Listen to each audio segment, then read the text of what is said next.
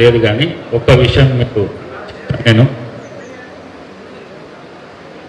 రంజిత్ రెడ్డి గారి గురించి మనకందరికీ మనసులో ఒకటి ఉన్నది. మొన్ననే కాంగ్రెస్ పార్టీ మీద యుద్ధం చేసిండు. మరి కాంగ్రెస్ పార్టీ నుంచి ఇవాళ హైకమాండ్ పిలిచి వారికి బిఫామ్ ఇవ్వడం జరిగింది. ఇది గుర్తుపెట్టుకోండి. మరి యుద్ధం ఎందుకు చేసేవలసి వచ్చిందంటే నా బిడ్డ చెప్పిపోయింది. హైకమాండ్ నిర్ణయం ప్రకారము కేటీఆర్ ఇచ్చిన ఆదేశాల ప్రకారము వాళ్ళు ఇచ్చిన పనిని పూర్తి చేయాలనే ఉద్దేశంతో ఆ యుద్ధాన్ని చేసిండు. కానీ ఆ యుద్ధంలో మనం జయించినాము, అది సంతోషం. మరి అదేవిధంగా ఇప్పుడు మన పార్టీలోకి వచ్చిండు.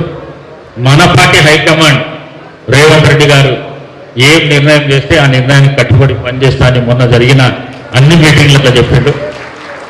మరి నా మనసులో అయితే వారి గురించి ముందు కొద్దిగా బాధ ఉండే, కానీ ఆ బాధ రోజు ఈరోజైతే మొత్తం తగ్గిపోయింది. మీకు కూడా ఏదన్నా మనసులో ఉంటే బాధ మాత్రం తగ్గించుకోండి. నేనైతే నా మనస వాచ కర్మన నా తల్లిదండ్రుల మీద ఒట్టేసి, నా భార్య పిల్లల మీద ఒట్టేసి నేను రంజిత్ రెడ్డి అన్న విజయానికి కృషి చేస్తా అని చెప్పేసి మీ అందరి ముందు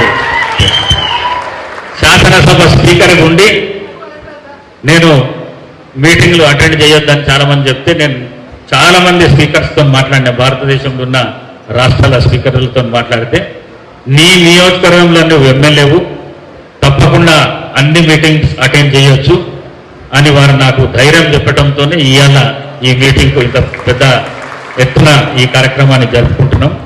మరి అదేవిధంగా నేను నా ఇల్లు ఏ విధంగా అయితే తిరిగినానో ఆ విధంగా ఇల్లు ప్రతి మనిషిని ప్రతి ఊర్లో టచ్ చేసి రంజితన్న గురించి ఓట్లు అడుగుదాం.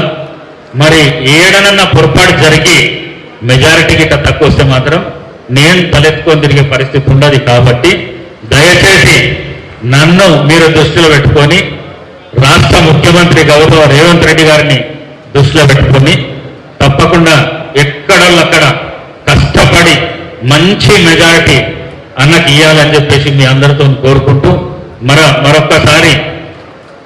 మరొక్కసారి మీకు చెప్తున్నా, ఇప్పటికే రాష్ట్ర ముఖ్యమంత్రి ఈ నియోజకవర్గానికి సంబంధించిన మనిషి కాబట్టి, ఈ నియోజకవర్గానికి ఈ జిల్లాకు సంబంధించిన మనిషి కాబట్టి ఈ నియోజకవర్గానికి నేనే స్పీకర్గా ఉండి, ఒకవేళ రంజిత్ అన్నను మనం గెలిపించుకుంటే అన్న ఇంతకుముందు మాట్లాడుతూ చెప్పాడు, చాలా నరేంద్ర మోడీ 400 అంటున్నాడు, 400 వచ్చే పరిస్థితి లేదు. ఎందుకు లేదు అంటే